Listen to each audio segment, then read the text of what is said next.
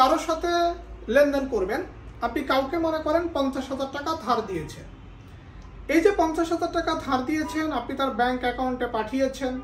আপনি শুধু তার নাম এবং ব্যাংক অ্যাকাউন্ট নম্বরটা জানেন, তার পরিচয়টাকে জানেন।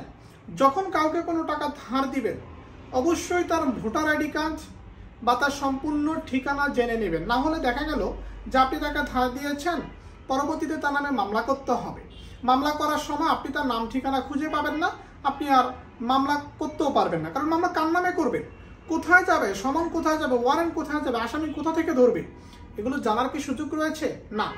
যখন কাউকে টাকা দিবেন, ব্যাংকে দেন, যেভাবেই দেন, তার ভোটার আইডি কার্ড বা তার যে পরিচয়পত্র রয়েছে এটা একটু দেখে শুনে দিবেন। আরেকটা বিষয় দেখবেন যে অনেকে নকল ভোটার আইডি কার্ড বানায়।